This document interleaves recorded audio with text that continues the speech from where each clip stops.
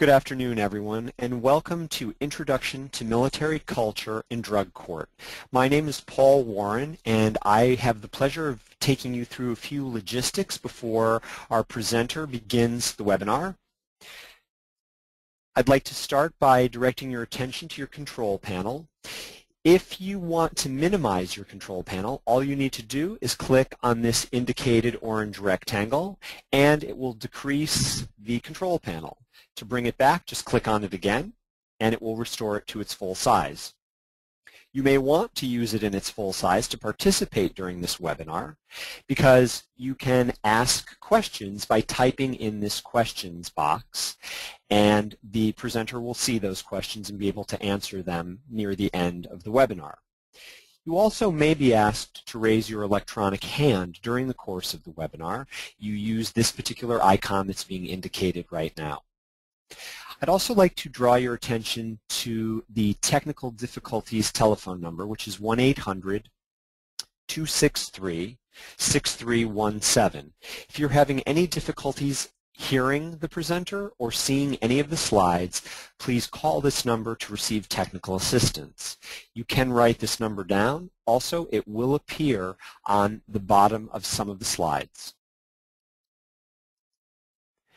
I'd like to thank the Bureau of Justice Administration and American University for sponsoring this webinar in partnership with the Training Institute here at NDRI.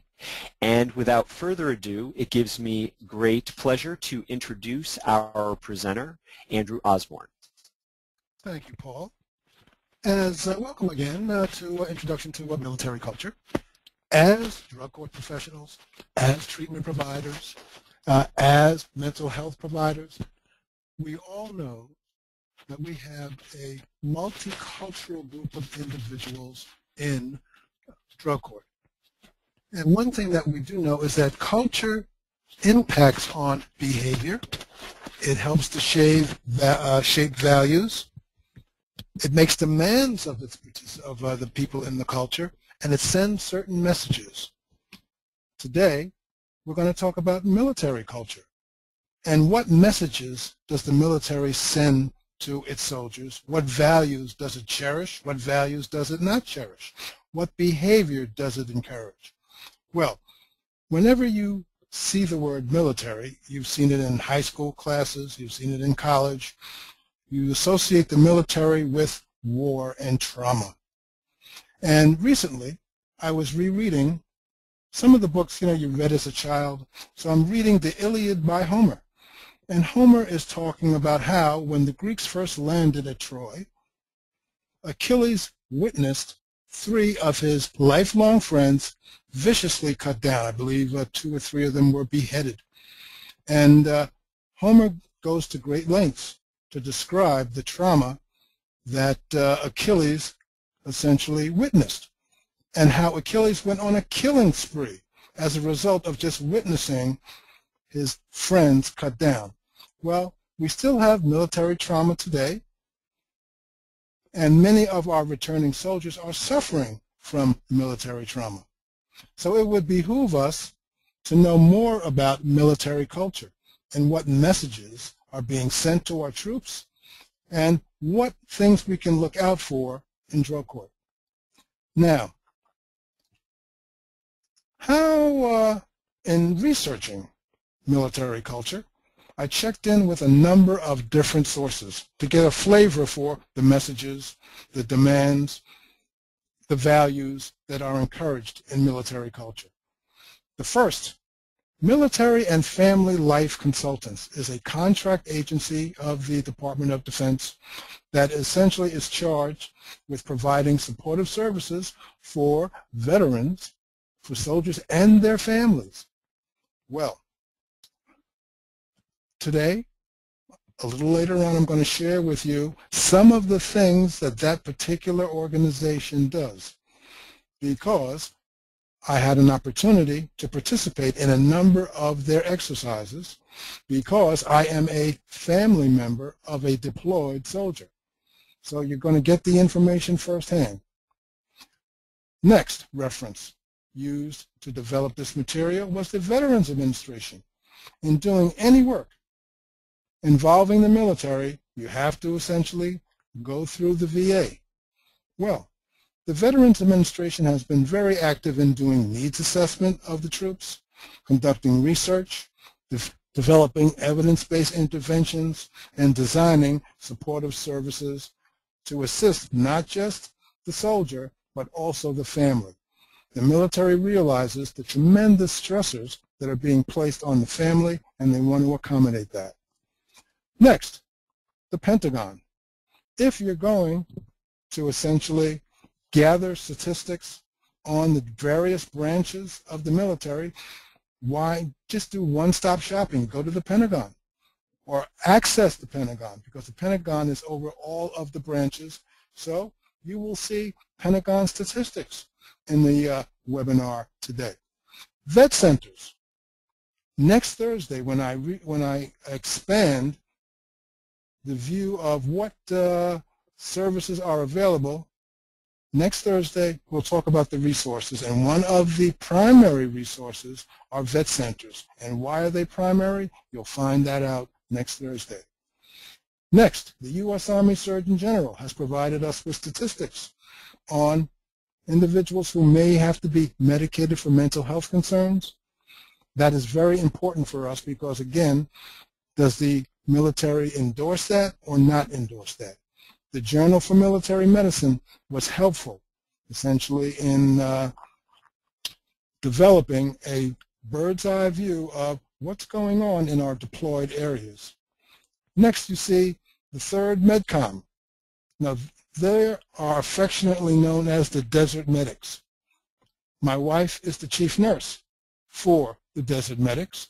And so, again, we're going to have an opportunity to really understand military culture today. And lastly, we have Stars and Stripes. Now, Stars and Stripes is the newspaper of the military. It's very difficult to get it here in the States, but in deployed areas, that's their newspaper. So if we're going to examine military culture, we want to know, what are they reading? What are they looking at? It's going to be very helpful. Well, how is the military designed? How is it set up? What's the table of organization, so to speak? Well, we have 5 branches of the military. We have Marines, we have the Army, the Air Force, the Navy, and the Coast Guard. All of these branches work together and are under the supervision of the President of the United States. He is the Commander-in-Chief for these branches. It is no accident that I put the Marines at the top. The Marines are asked to do things that the other branches are not asked to do. They do the tough jobs. As they say in the military, the Marines are the point of the spear. Any land invasion, Marines are responsible. They're the first to go in. In World War II, when we wanted to get the Japanese out of the caves on Iwo Jima, a very tough job. Who did we send in? The Marines. So the Marines are there first. Now, although the Marines are there first, and we know that basic training of the Marines is very different from basic training in the other branches of the military. As a result of that, Marines know that they are special. As I mentioned earlier, they are the point of the spear. Well, I need to tell you a story about how the military works together. There is a veteran in Buffalo, Jack. Jack has been very instrumental in the Buffalo Veterans Court. And Jack told this story in a training about he is a Korean War veteran. He's a Marine. He was told, take the hill. Jack goes up the hill with his Marine buddies. He gets hit. He goes down. When you get hit, what do? Well, usually you call for a medic. But Marines don't have medics. They share the medics from the Air Force. The 101st Airborne medics service the Marines. Jack went down. Medic crawled out, patched Jack up, moved on to the next gentleman, and didn't make it home. Since the Korean War, Jack has sent a birthday card to the widow of that young man that saved his life, essentially. So that's an example of the Marines working together.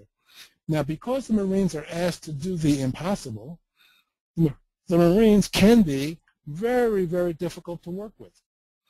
When the Marines first went into Helmand Province in Afghanistan, they were advised not to because it was far away from railroad, communication centers, population centers. It was not an ideal place to set up a base, but the Marines wanted to go there. All the branches of the military involved in Afghanistan reported to General Stanley McChrystal, except the Marines. They wanted to report to a Marine general back in the Pentagon. So you start, but they were able ultimately to work this out, but you start to see how the Marines, not only are they special, they know they're special. Okay. Now, there is a drug court analogy here. When you get a Marine in drug court, he only wants to talk to another Marine. So there's when we talk about what can drug courts do, you can have veterans in drug court when you have a Marine participant there. They will only talk to Marines, or if you cannot produce a Marine, they will only talk to combat veterans. We have these other branches of the military. We have the Army. We have the Air Force responsible for air supply, moving troops around. Also the drones are the domain of the Air Force. We have the Navy, and each one of these branches has specialized units. We know about the Navy SEALs and the special work that they can do. We have the Coast Guard, very much involved with terrorism, anti-terrorism activity, protecting our shores from invaders. So we start to see, these are our branches of the military. The President is the Commander-in-Chief. And at this time, I'm going to ask Clyde. Clyde, could you please launch the poll?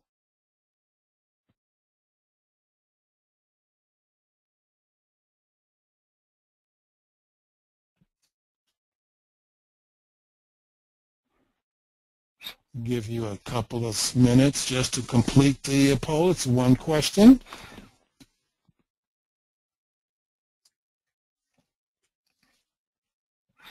And I can see the question reads, the President is the Commander-in-Chief for all except the correct answer, National Guard. And I'll expand on that in a second. Our military has been involved in a number of engagements, and we learned something of these about soldiers, the stresses placed on their family, the support that they need in each and every engagement. Let me just run through these and make some comments. First up, you see, we have World War II, 1941 to 1945. That's my father says WW2, the big one. Now, when our boys came home after Armistice Day in 1945, it was expected that they could seamlessly reintegrate back into civilian society. There was the GI Bill, and for many of our returning soldiers, they took advantage of the GI Bill. They bought a home, they went and got a college education. Okay? There were not special programs, support programs set up for the families or other programs set up to enhance the reintegration of our soldiers. Again, 4 years, 5 years, World War II is over. Next up, the Korean War. I have a note to myself. I underline war because there was never a formal declaration of war in the Korean War. As a result of that, many programs were not developed because it legitimately was not a war. Korean War, 1950 to 1953, a 3-year span of time. Next, Vietnam. all I can say about Vietnam, from 1959 to 1975, very contentious war. The country's attitude around the Vietnam War was split. There were no parades for our returning soldiers because, again, there was a question mark. Should we be there? Should we not be there? Okay? But again, you see, the Vietnam War was a lengthy affair. We then have Operation Urgent Fury, which was in Grenada. We thought that the Cubans were going to be setting up missiles, surface-to-air missiles, that would threaten the United States. And you see, we were just there for 1 year. My cousin was in medical school in Grenada at the time and was lying on the beach. It was break time, lifts his head to get a drink of water, and what does he see? The Marines coming up the beach. Scared him to death. And you start to see, 1983, it was a very quick affair, 1 year. We then had Operation Just Cause. The Panama Canal was being threatened, and for 2 years, our military was asked to secure the canal because the canal is essential to our security, our national security, as well as our national economy. And lastly on the slide, you see what? Desert Storm. President Bush sent the troops in to address threats made by Saddam Hussein. And you start to see from 1990 to 1991, again, a very short affair. Okay, we were not there for a lengthy piece of time. Moving right along, the top two there were nasty civil wars in Bosnia and Somalia. In Bosnia, we were there from 1992 to 1996, 4 years, working with our NATO allies. In Somalia, we were there 3 years. If you want to get the flavor, now we're trying to give you a flavor for military culture, I strongly suggest, if you have the opportunity, to view the film Black Hawk Down. It will give you a flavor for these types of operations. But nevertheless, those were relatively short engagements. Next, we have the two operations, the two engagements that we're going to be concentrating on today. Iraqi Freedom, Operation New Dawn, that was in Iraq from 2003 to 2011. The President just pulled our troops out of Iraq. We are now currently engaged in Operation Enduring Freedom, which is in Afghanistan, from 2001 to the present. Now, these are, if you know the length of previous engagements, look at the length of these engagements, very long. The longest engagements that we've been involved with have been in Iraq and Afghanistan. So again, there's much to learn from our involvement in those two theaters. Okay, there are some distinctions that need to be made so that you can best serve our soldiers returning who may get caught up in drug court. First distinction, we have soldiers that are on active duty. If you are on active duty, it's full-time. You live on a base, you and your family live on a base, you go to work on the base, you work on the base, you are active, it's 100%, it's full-time. The counter to that, we have many reserve units. My wife is the chief nurse for the 3rd MidCom in a reserve unit. They are affectionately known as weekend warriors. Their obligation to the military is 1 weekend per month and 2 weeks per year when they have to go away for training. As many of you answered with the poll, when we listed out the branches, you did not see the National Guard on the branches because the National Guard is the governance of the governors of those states. This is a leftover from the War of Independence in 1776. The colonies did not want to have a federal army. They felt that that would be threatening, it would threaten their freedom. They wanted to have militias. The National Guard is the leftovers of the residue of those militias way back then. So again, that's why the answer on the poll was that the National Guard is not under the Commander-in-Chief. It's not under the President. Another distinction, these two wars that have been very long, we've had individuals who have been involved with multiple deployments. You may meet an individual, a returning soldier, who may have been deployed twice, 3 times, 4 times. There are multiple deployments, and these have been very stressful, not only on the soldier, but also on the family. And the Department of Defense, the military, is making arrangements to help alleviate some of the stress of these deployments. There are new supports for the veteran and the family, and next week, next Thursday, I will be detailing what they are and also how to access them. What are the phone numbers? What are the website addresses? Something that we will talk about in detail a little later today, as well as next Thursday, are these yellow ribbon training weekends, which are weekends set up to assist the soldier and the family in coping with the stressors involved with being deployed. So we have a long way to go. Understand that these deployments can be 9 to 12 months. Originally, when we were just involved in Iraq, they were 12 months. Now they're 9 months. They realized that with multiple deployments, creating tremendous stress on the family and the soldier, it was wise to shorten the deployment and to cut down on multiple deployments. Okay, we've now reached the time for our second poll. And so I'm going to ask Clyde, could you please launch the poll? And I'll give you guys a few seconds to answer the question.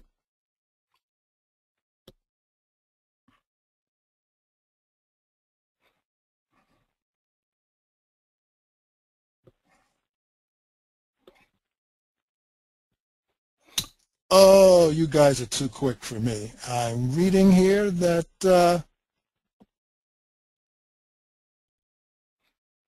100% of you answered correctly.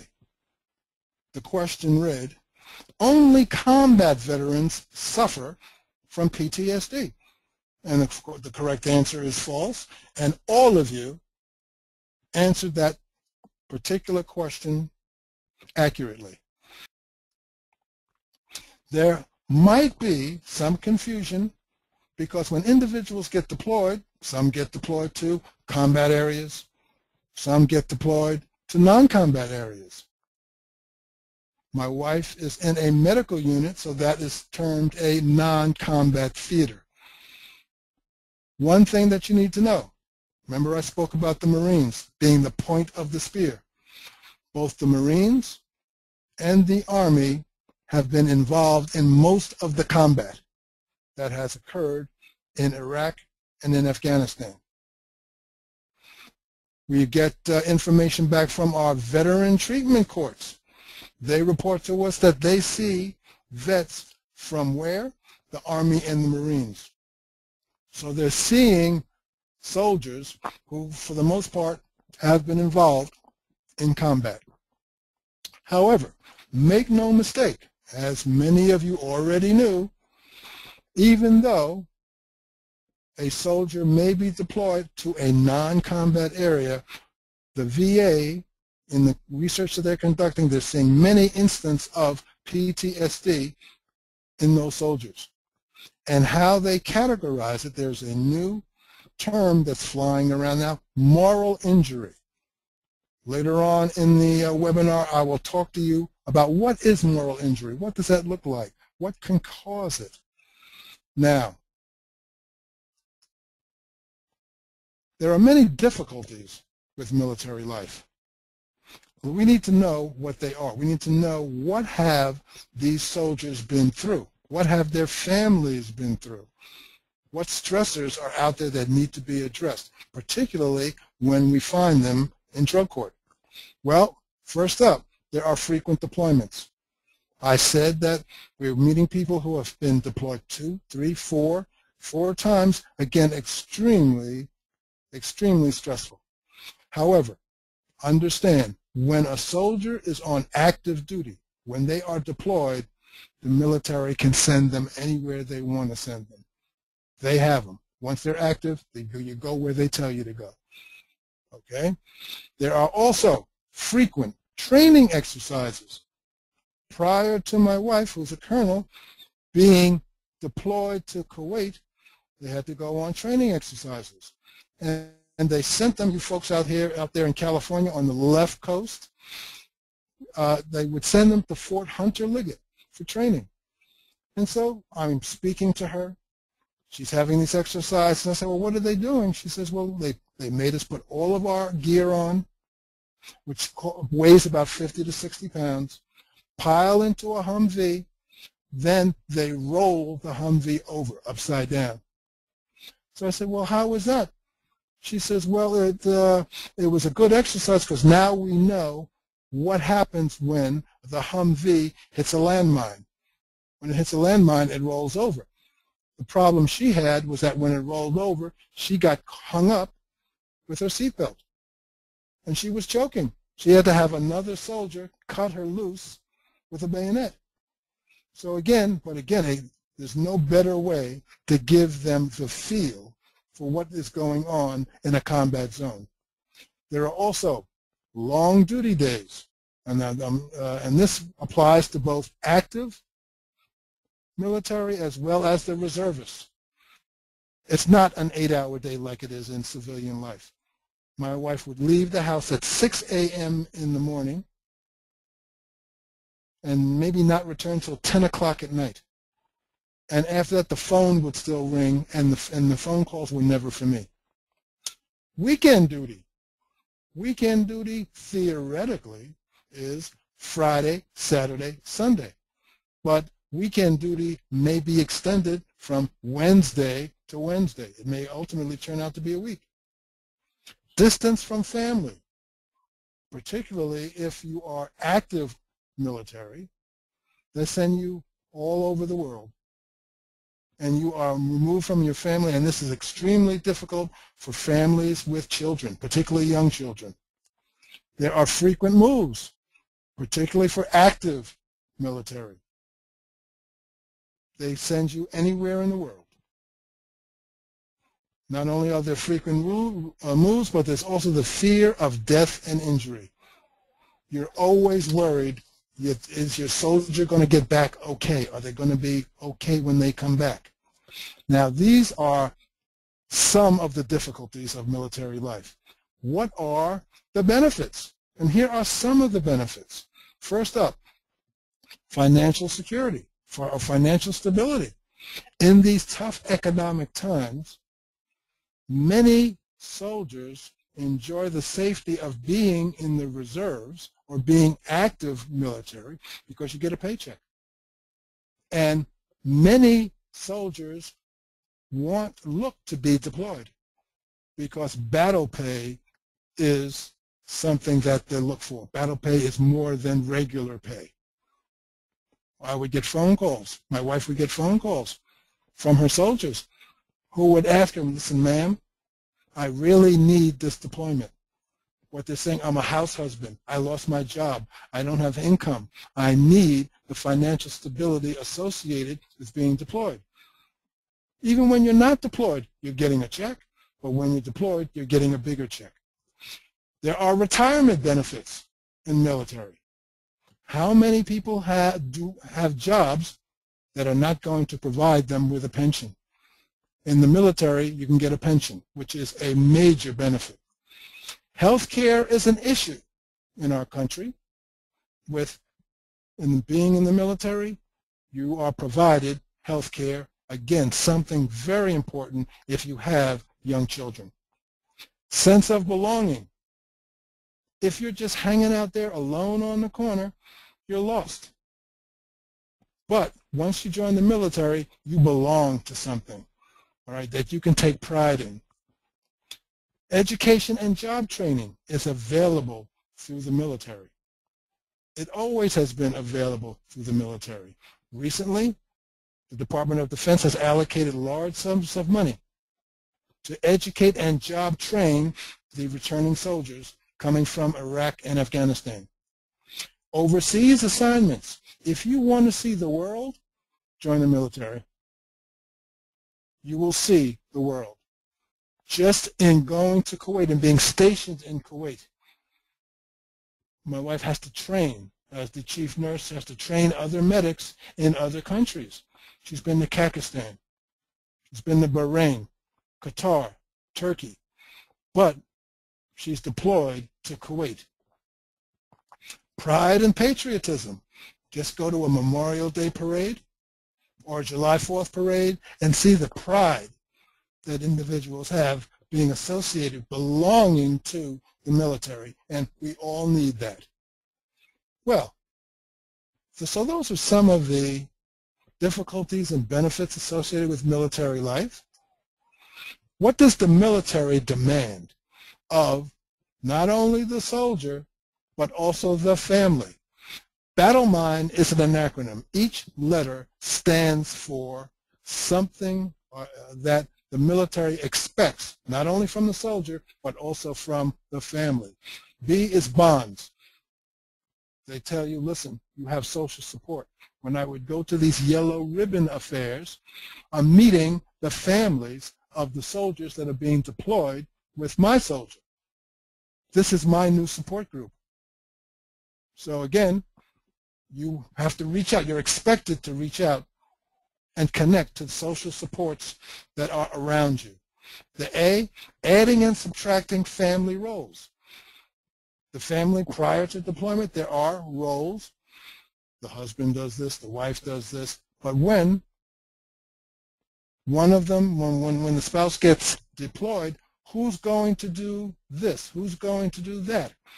Okay, so there's a plus and minus going on there in terms of family roles. Family roles change when an individual gets deployed. Taking control, you have to be assertive.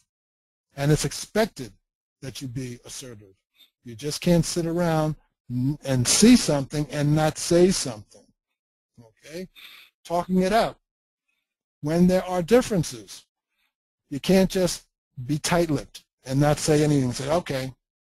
You have to talk it out, and the military is now encouraging the soldier and the family members to talk it out. Loyalty and commitment. And listen, the military is in the business of war. When you are in the business of war, you demand loyalty and commitment. They have what they call battle buddies. And what does a battle buddy, what's the battle buddy's responsibility? Watching the back of their fellow soldier. So loyalty and commitment, a mainstay of the military. Emotional balance. Can't go off willy-nilly. My wife has had to have soldiers returned to the States because they start to realize, oh, this isn't just being a weekend warrior. This is the real thing. When I go into the field hospital and come out, I'm covered in blood. I have to hold it together. This is what I'm in the military to do. Mental health. You are expected to maintain your mental health because you're going to be inundated with a number of stressors. So again, the military expects the soldier and the family to maintain their mental health. Independence. All you have to do is listen to the Army ad that you see all the time on the TV. What do they say? Be all you can be. They talk about the Army of One. Well, a good example of the difference here is in World War II. Prior to World War II, Hitler would brag about how the Hitler Youth were going to kick the Boy Scouts in the butt. Why? Germans had the most professional army on the planet at the time. They followed instructions to a T. However, if the captain of the unit went down, the German unit floundered a bit because they had to wait for instructions. Very different from the American Army. When our boys got pinned down on D-Day on the beach, the captain got killed. What then happened? A private cut his way through the barbed wire and said, "Follow me." And everybody did. So independence, being independent, is a value that is cherished in the military. Navigating the Army system. The Army is a labyrinth. It is a huge organization. Navigating the system can be difficult, can be frustrating, but they want the soldier and the family to hang in there and navigate the system and assist others in navigating the system as well. Denial of self. It's not about you. It's about your platoon. It's about your battalion. It's about the group. Much the same thinking that went into that medic moving out to Jack when he got hit. He couldn't think about himself. He had to think about what's the greater good. Okay. Now, these are very high standards to basically attain and maintain. But again, this is what the Army, these are the messages that the Army sends out. Now, not only to the soldier, but also to the family members as well. Now, if you're going to have difficulty meeting the demands of the BATTLEMIND anagram, what should you do? Well, these are some of the cues you might need, that you might need help. Something that the military is very concerned with, this is a self-assessment. They wanted to, they're searching for another way, another instrument to determine the individual needs help. You start to look here. Feeling depressed or down. Excuse me, but are our family members, are our soldiers clinicians and know when they're depressed or not depressed? Maybe there should be another way to assess somebody being depressed. You're isolating yourself. You're not reaching out. You're not speaking to your social support. You're not speaking to those other family members. Okay? Feeling angry, resentful. I'm left here all alone. Very often is what you hear the spouses of the deployed say. All of this is now on me. I'm having difficulty, and they then become resentful. That, to the military, is a cue that you need help. They may have difficulty sleeping. They may have appetite changes. They may not eat as they had previously. Individuals may start to use over-the-counter meds, illegal drugs, or alcohol. Again, another cue that you might need help. And lastly, you see here, suicidal thoughts. Well, suicidal ideation is something that all of us are concerned with. But again, it might be a bit much for the spouse or the soldier to self-assess themselves. This can be very difficult. But if you see these cues, what are you expected to do? Well, the military says, well, you should contact your chaplain or your local clergy, and you see that's first. Now, I have to speak about something, protocol around the chaplains. In Kuwait, now when our soldiers now are coming out of Afghanistan, they go to Kuwait, and then they make the flight arrangements, they conduct a needs assessment, and they go through a portal called the Gateway. Now, you've passed customs. You may be there 1 or 2 days before they make your flight arrangements to go back home. Okay, well, you are given a sheet. You are asked, do you have any of the cues that we talked about on the previous slide? They also say, would you like to talk to a mental health professional? Now, these soldiers, at this point in time, all they want to do is go home. They miss their family. They miss their parents. They miss their spouse. they want to go home. They know that if they indicate that they may need help around one of those issues, they're not going home right away. So for many of our soldiers, what do? They say, I'll talk to the chaplain, because with the chaplain, it's still confidentiality. The chaplain can't pass on, is obligated not to pass on information to anybody else, but nevertheless, they have spoken to someone. So the chaplains are sitting on a lot of information, and soldiers prefer talking to the chaplain because it's not going to delay them getting back home. But again, the military is saying, talk to the chaplain or the local clergy if you feel cues of being stressed. If you don't want to talk to the chaplain, you can contact the Military One Source team, and that's the website address there, or there's an 800 number. Many soldiers prefer contacting Military One Source once they get back home, but they're not going to request contact with Military One Source while they're still in Kuwait before they get on that plane to go home. Now, you drug court professionals, what does that mean? That means if you have a soldier who has recently returned, understand they may not have been assessed at this particular point in time because they just wanted to get home. So you may want to assess them as quickly as possible. TRICARE. TRICARE is the military health provider. You have the website address there for TRICARE. TRICARE provides health benefits. There's also an 800 number there that they can access. And also, there are military community services on each and every base.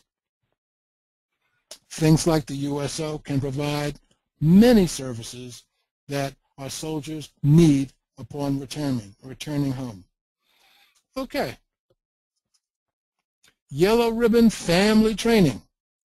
What is that all about? There are 3 events that you are obligated to attend. First one is a pre-deployment weekend in Atlanta, Georgia, where you go with your soldier, with your family member. I had to go with my wife, my mother-in-law, and myself. We all went. So you attend with your soldier, and what do? You do things like you fill out wills. This is when it gets very real. You start to understand what deployment is all about. Bank accounts. They encourage all bank accounts be joint bank accounts. POAs, power of attorney. If there's a child custody issue, if there's a real estate issue, you want to make sure that the power of attorneys are in place. That is session number 1. Session number 2 is once the soldier is deployed, they stress communication. Stay in touch. And here's how you stay in touch with your soldier once they're deployed. They encourage you to use Magic Jack, Skype, those types of instruments, essentially to maintain communication so that your soldier is not feeling isolated. Okay.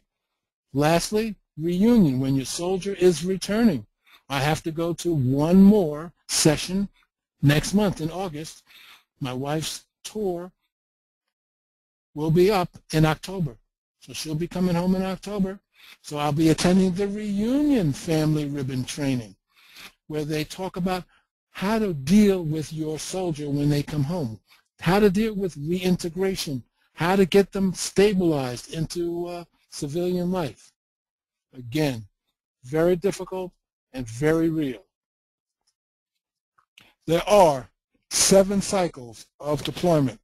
The first 3, those are your pre-deployment phases.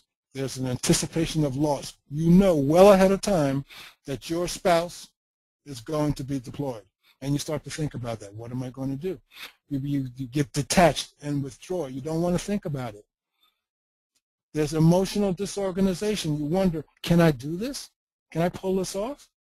Then, once they're deployed, you move into the recovery and stabilization phase where you do it. You have no choice. So again, all of the things that your spouse did, that your family member did, you do now. Or another family member takes up the responsibility. And the last three are the reunion cycles of deployment, when you know they're coming back. So there's anticipation of a homecoming. There's a renegotiation of the marriage contract, and there's reintegration and stabilization, which for many soldiers can be difficult. At this point in time, Clyde, I'd like you to launch the poll, please.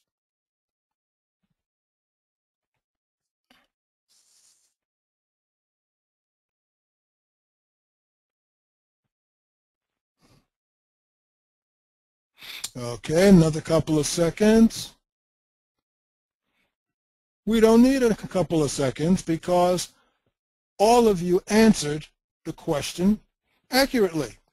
Soldiers may be deployed, the correct answer is C, as many times as the military needs them.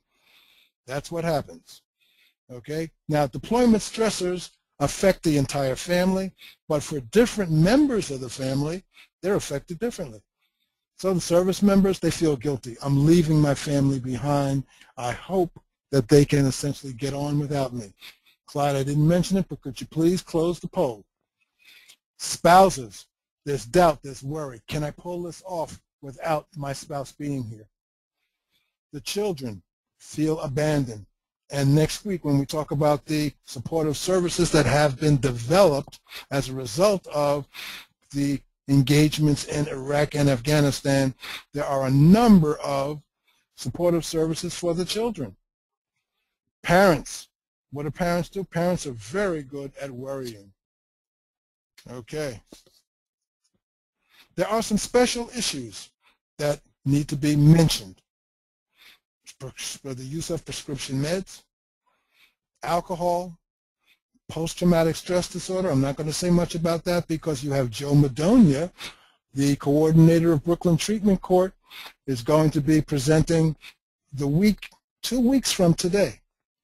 And I don't want to steal any of Joe's thunder, but any you drug court professionals out there, he has seen it all. So again, you may want to reserve your questions, specific questions on PTSD and what he sees in his Veterans Court for that time slot. MST, what does MST stand for? Military sexual trauma. The civilian equivalent, sexual abuse. LGBT, there are some dialogue, there's a lot of dialogue going on now around LGBT. Women's health. The role of women has changed in the military. We now have women in combat. Women's health in the deployed areas has had to change. Oh, and suicide. The military is very concerned with the upswing in the number of suicides in the last two conflicts in Iraq and Afghanistan. Quickly now, because I've been given a note, I've got limited time here. In 2011, there were 110,000 active duty Army troops on prescribed meds. 8% were on sedatives, 6% were prescribed antidepressants, and that comes from the U.S. Army Surgeon General. Now, those are really small numbers, and they are essentially equivalent to civilian use. Now, with prescription meds, there's always a calculated risk in combat. This is something from the past. It's comparable to civilian use, but the military recently has said that you can't go into combat being prescribed and using psychotropic medication. Now, why is it difficult? It's difficult because it's difficult to do follow-ups in a battlefield. It can be done. They are working out protocols to get that done. But again, I want you to essentially keep in mind the vision of an aircraft carrier making a U-turn.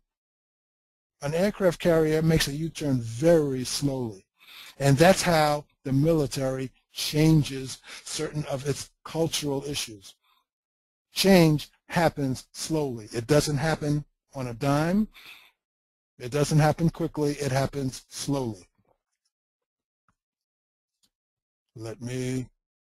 This is prior to 2010, when psychiatrists were sent I need to ask you questions. We are running out of time. Maybe I will be able to address some of these issues next week. But you can type in any questions that you have, and I will essentially attempt to direct you to the answer. While you are formulating those questions in your mind, this is a left brain, right brain exercise. Psychiatrists were given a kit going into deployed areas. They were given a kit that included 9 antidepressants, 4 oh, we have a question. Okay, your jurisdiction is preparing to launch a veterans treatment court, I'm assuming you're asking. And what is your question, please? You can continue. And while you type that question in, I'm going to continue.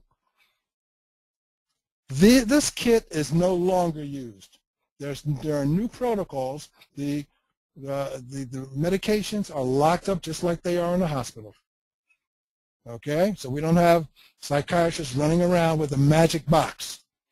However, something that needs to be addressed with antidepressants, particularly Prozac, Paxil, and Zoloft, these are the SSRIs. They boost serotonin levels, and that can be dangerous.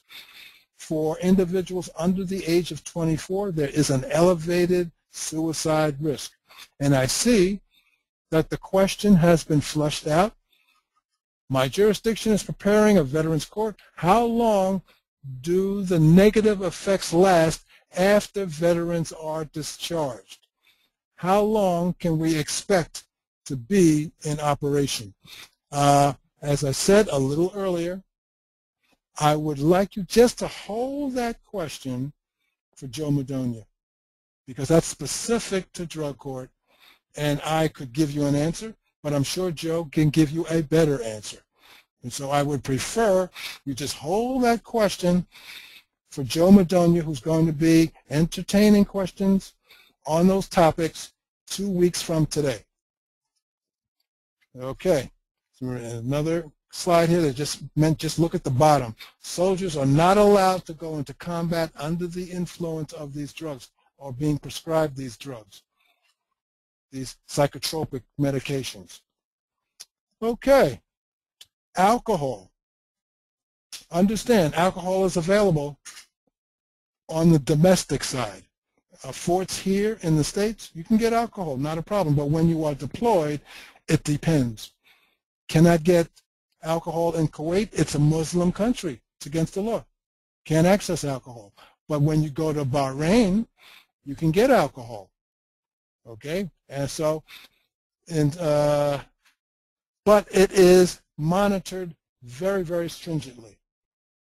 They have to have a card swiped for every drink that they get, and it varies between 0 tolerance in deployed areas to 3 beers, tops. That's it. There is a danger, however, of mixing, as all of you drug court professionals know, mixing prescription meds and alcohol. Individuals can get very violent, and that's something that we're all concerned with.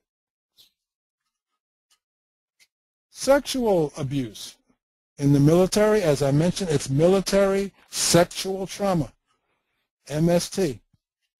Previously underreported because of the protocol. What was the protocol? If you felt that you were sexually abused, you were to go to your officer who's directly on top of you and make the report.